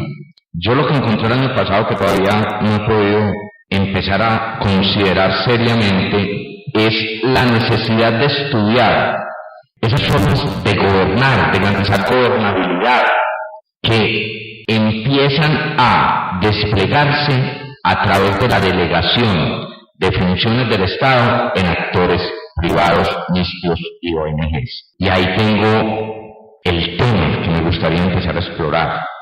Tema que me gustaría empezar a explorar porque empieza también a sincronizar un poquito esta idea de que el Estado está ausente. No, el Estado hace, el Estado pide una ley de regalías y empieza a darle regalías a todos los municipios, pero empieza también a delegar en instancias privadas, en ONGs, en instancias mixtas, la ejecución de esa ley. Y lo que hace el Estado es que garantiza formas de gobernabilidad sin tener que en la retirada, y formas de gobierno en la retirada. Y ese es un tema que me parece que en esto de empezar a pensar las configuraciones de lo estatal hoy, cuando hablamos incluso ponemos sobre el tapete incluso la discusión sobre si es pertinente o no hablar todavía del Estado, me parece que hay una investigación interesante. Por lo menos me gustaría explorarla cuando tenga el tiempo para hacerlo. Bueno, muchas gracias a usted. Yo solamente quiero sacar como unos puntos de todo lo que acaban de mencionar Ingrid, Marta y Manuel, que me parecen como importante resaltarlos porque yo creo que al menos de manera sintética muestran, digamos, la importancia y la utilidad de seguir hablando del Estado hoy, 30 años después de que algunos académicos clamaran o pidieran por volverlo como objeto de estudio central.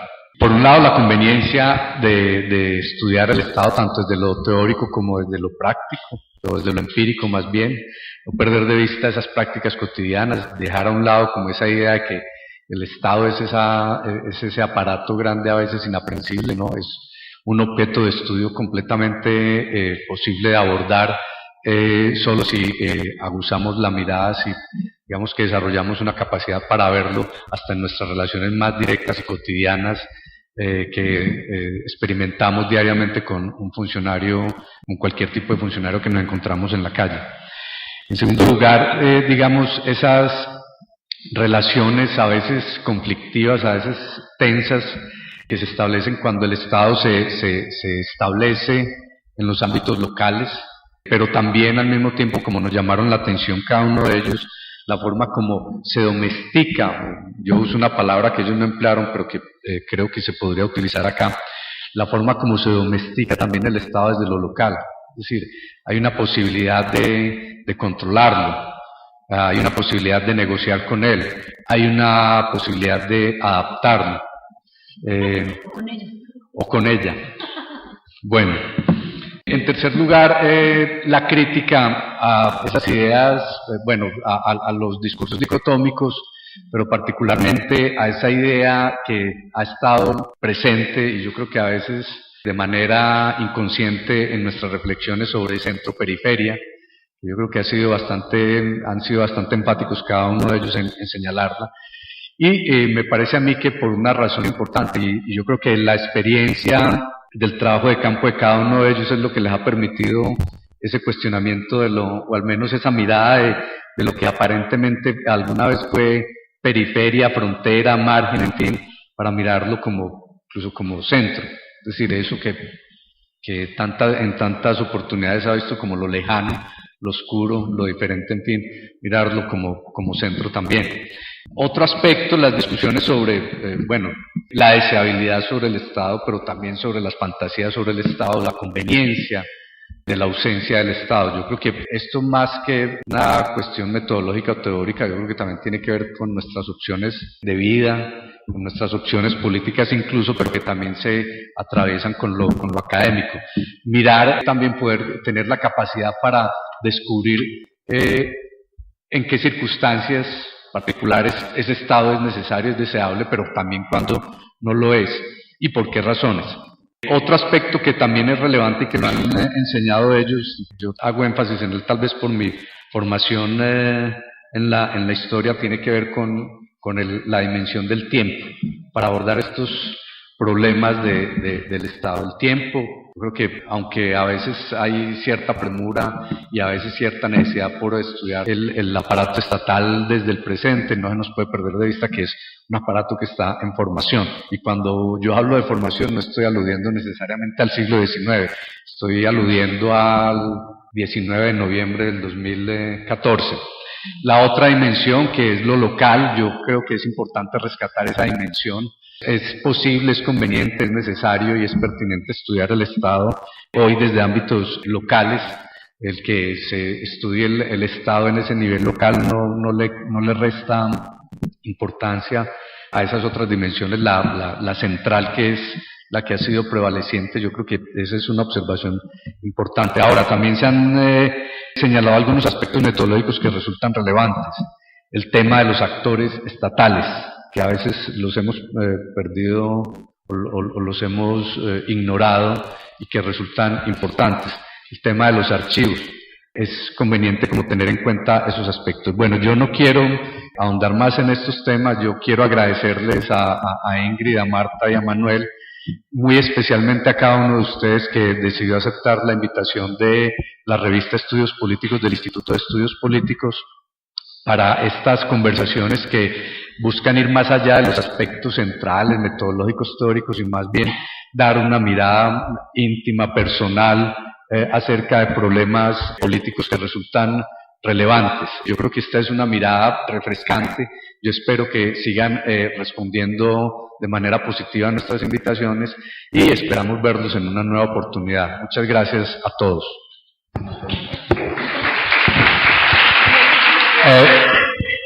Me acaban de llamar la atención si en el público hay preguntas, comentarios, están abiertos los micrófonos. En la medida en que yo estudio en un departamento que es de ciencia política, por ejemplo, y está separado del derecho, entonces gran parte de lo que hacíamos era insistir en que la política no se agota en la ley. Entonces no aprendimos mucho de la ley. Hay una gran disputa en los autores, pero también, digamos, en la práctica investigativa, a propósito de cuál es el lugar de la ley como una fuerza social más, configurando las relaciones de poder. Pero la legalidad no agota las relaciones de poder. Entonces, por ejemplo, nosotros a lo que llegamos en ese equipo de presencia diferenciada del Estado era entender que la presencia normativa también era diferenciada y a tratar de esclarecer cuáles formas de ley o cuáles agencias de producción normativa son vigentes en qué unidades territoriales. Entender cómo, por ejemplo, lo que señalaba Marta a propósito de la tierra, como un tema como la tierra, cómo a propósito de un tema como la tenencia de la tierra hay diferentes formas de regulación legal, con diferentes intereses, con diferentes agencias. Diría que contempláramos esos dos temas, como disciplinarmente la ciencia política nace en una disputa con el derecho. Y nace en la idea de que lo político no se agota en lo legal. Y las relaciones de poder no son relaciones de legalidad. Nosotros en la investigación intentamos contemplar eso, cómo la ley es una fuerza social arribando a una relación específica, pero muy pocas veces tiene el respaldo para moldear esa relación. Entonces como que crecimos en un escepticismo frente a la ley y eso se convirtió en una gran debilidad, porque por lo menos en mi equipo hay un gran desconocimiento de la transformación normativa y de las distintas dimensiones normativas que están en juego en los diferentes espacios sociales que analizamos. Entonces, no sé si alguno nos quiere decir algo, me acordé de otra cosa. Vale, dígalo que se acuerde. A mí me pusieron la tarea como de que defendiera al equipo de los abogados. Y Foucault me hace un favor, creo que es en Genealogía del Racismo, en donde Foucault explica que el discurso, ley, soberanía, individuo, es el discurso que los juristas de los siglos XVII y XVIII le van a dar al Estado, al soberano, para que defienda su proyecto de centralización. Pero que los derrotados, los nobles derrotados y las otras clases, los otros grupos sociales, hablan no en el lenguaje individuo, ley, contrato, soberanía, sino hablan en el lenguaje de historia y de experiencia. Entonces, yo utilizaba eso para decir, ojo, la ley, incluso Foucault tiene una cita que a mí siempre me encanta hacer, en donde recalca que la ley no nace de los árboles, los pastores no se la encuentran por la mañana cuando van al río. Entonces, como que todo para decir que hay mucho de resistencia de parte nuestra a ese predominio de lo normativo y de la ley en el estudio del Estado, pero que eso, en el largo plazo, yo siento que se volvió una debilidad del tipo de trabajo que estábamos desarrollando. Yo no puedo resistir la tentación de intentar una respuesta. Hace poco, yo no sé si te conté, yo supongo que sí, en uno de los tiempos te lo conté, yo di un curso de teorías del Estado a estudiantes de maestría de Derecho. Y me pasó una cosa maravillosa porque cuando estoy terminando el curso, se me arrima una estudiante absolutamente brillante con un mamotreto así de fotocopias de textos de Kelsen, donde me dice, profe, yo estoy muy de acuerdo con todo lo que usted ha dicho, pero Kelsen ya lo había dicho, y me puso las copias a disposición. Parece que hoy aparece, otra vez me recuerdan el asunto. He leído la mitad de los textos, me va a tocar terminarlo de leer, pero esto apunta a una cosa. Yo creo que nosotros sí hemos colocado la ley a un lado, pero por lo menos yo hoy me convenzo de un punto de partida básica en el estudio del Estado.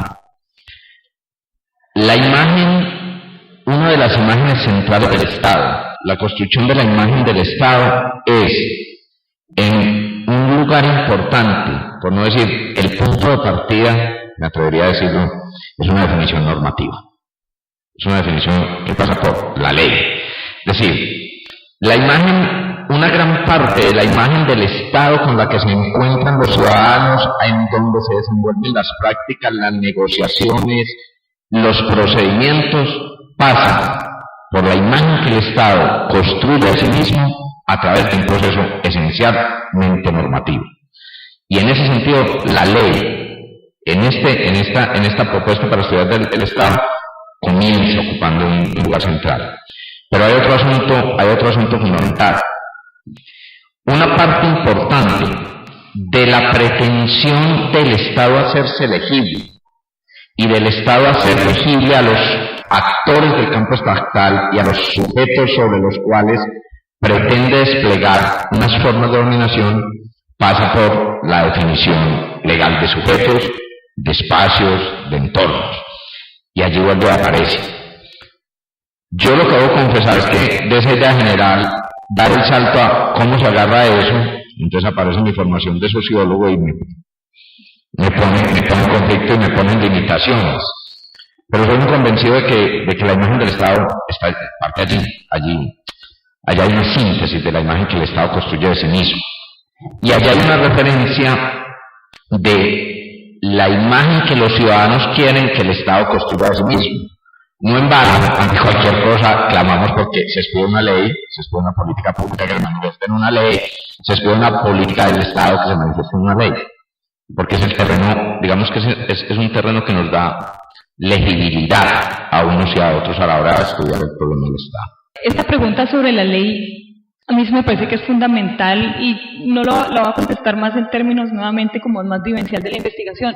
Para la investigación sobre la titulación colectiva de tierras, lo de la ley sí fue central, porque una de las preguntas iniciales que surgía de esa investigación era ¿de dónde salió esta manera tan específica de organizarse las comunidades? Y la gente dice, pues de la ley 70, ¿sí? Pero no es esa mirada a la ley como dice Foucault, como si hubiera salido de los árboles, como si hubiera surgido allí, sino que esta misma metodología de plantearse el estado de información también nos obliga a mirar más bien los procesos a través de los cuales las leyes terminan siendo lo que son, ¿sí? No solamente ese proceso acabado del decreto que existe, y para mí eso sí fue muy útil para pensar lo de la ley 70, porque me puse a ver entonces las actas de las reuniones de la Comisión Especial de Comunidades Negras para diseñar la ley, porque luego surgen muchos discursos de que es que el Estado impone sobre las comunidades negras una forma particular que no es la forma propia, que es impuesta, traída, y que eso es lo que trae problemas. Pero mirar el proceso a través del cual se llega a la ley 70, ve uno como ahí también había múltiples actores con intereses muy distintos, ¿sí? Que fueron los que propusieron esa manera particular, por ejemplo, de organización, como es lo de los consejos comunitarios, pero también, ¿sí? Y muchos de ellos fueron los delegados de las mismas comunidades negras los que trajeron mucho del contenido de esa ley 70, ¿sí? Que también hay que pensarlo, nuevamente se le centra a uno quiénes son los que producen las leyes y quiénes son los que la diseñan de una manera tan particular. Mucho de lo que se dice después de los requisitos para titular que implican unas maneras y unas formas particulares de ser afrodescendiente, ¿sí? Eso también hay que estudiarlo, es en ese proceso, o sea, la ley como el proceso de discusión y de llegar a ese resultado. Lo mismo me pasó en Mozambique cuando yo vi la ley de tierras del 97, pues yo estaba ahí cuando eso, entonces me tocó un poco vivir ese asunto. Dice que no puede haber propiedad privada de la tierra, ¿sí? Pero ¿cuál fue la lucha y cómo fueron los debates en ese momento que implementaron esa forma particular de renovar después de un proceso socialista en el cual se miró con gran sospecha a esos líderes tradicionales, porque habían sido obviamente los aliados de los portugueses? ¿Cómo se renueva esa figura de los líderes tradicionales? Pero obviamente la ley como algo central, pero no la ley como el decreto final que entonces crea esas categorías, sino también la ley como el proceso, a través del cual también hay una disputa entre múltiples actores, ¿sí? Para definir cuáles son las categorías legítimas a través de las cuales las personas pueden reclamar del Estado derechos, ¿sí? ¿Quiénes son los que pueden y cuáles son esas características de esas personas que pueden entonces reclamar diferentes derechos del Estado? Para mí en ese sentido, claro, nuevamente es una mirada más sociológica, yo soy sociólogo, es una mirada sociológica. ¿Cómo es que se crea eso? Porque a mí sí me parecía curioso. ¿Por qué estas son las características que aparecen en la ley como las características de los afrodescendientes, a la cual luego todos hacen de diferentes maneras,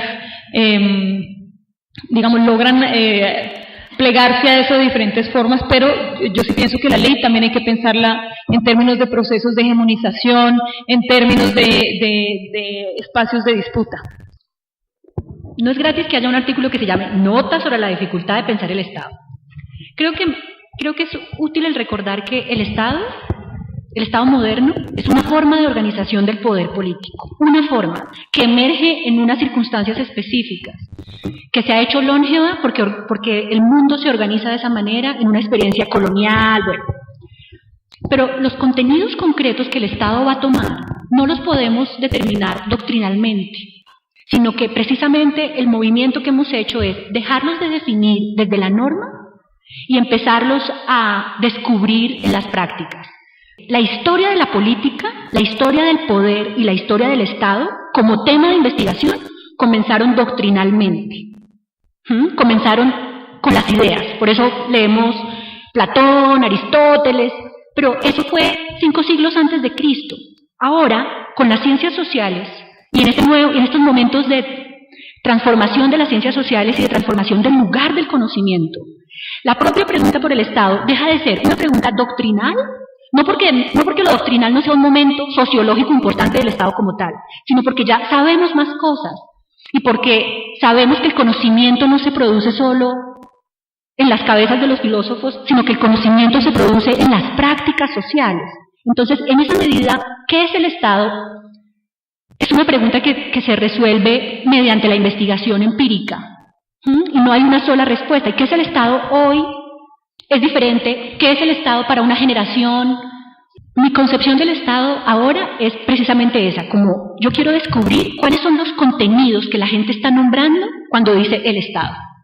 A mí me habían enseñado unas cosas del Estado, pero descubrí que eso que me habían dicho los autores no es lo que la gente está nombrando, o a veces sí. Entonces, el Estado para mí es ahora una experiencia del orden político que quiero ir a reconstruir en distintos tiempos y espacios. Quiero ver qué es lo que la gente está nombrando cuando me dice ley. ¿Qué me nombra?